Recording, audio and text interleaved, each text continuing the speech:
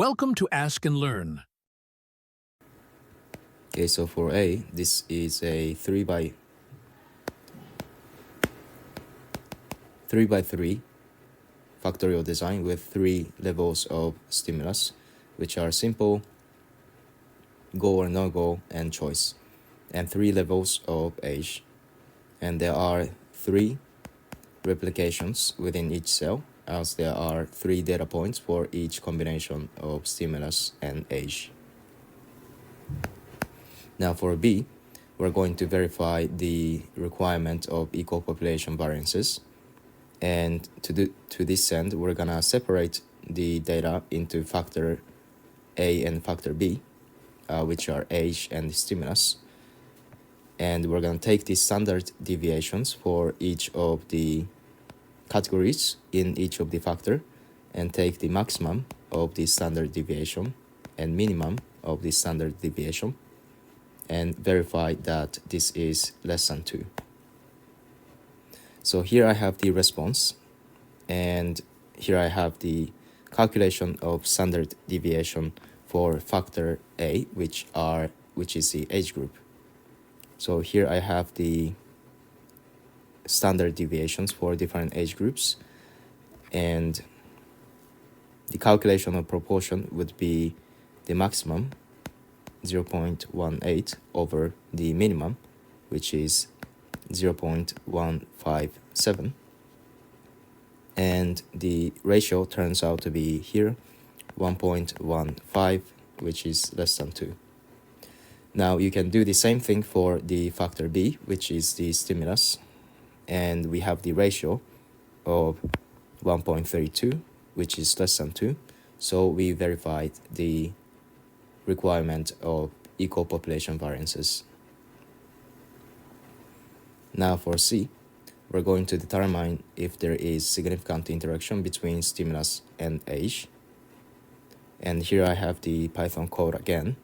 So this is the factor A, which is the age, and this is the factor B, which is the stimulus.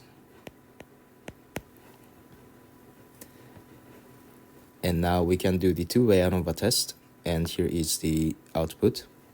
What you want to look at is the p-value column and third row, which is the interaction. So we have the p-value of 0.985, and we're going to use the significance level of 0.05. So since the p-value is larger than the significance level, we fail to reject the nu, that there is no significant interaction between the factors. Now for D, we can do the one-way ANOVA test for factor A and factor B. And here I have the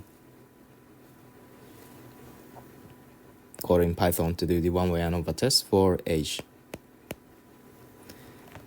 Here we have the p-value of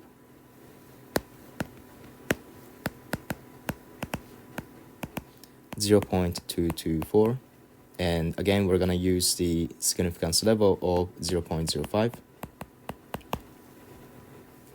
So we fail to reject the nu, that the means are the same. Now for stimulus, we're gonna do the same thing, and here we have the output. P-value is 0.005, and this is less than the significance level of 0.05, so we reject the nu and conclude that the means at different levels of stimulus are different, or at least one of them is different from the others. So for F, we're gonna do an interaction plot of the data, and here I have the Python code again to produce the interaction plot, and here is the output.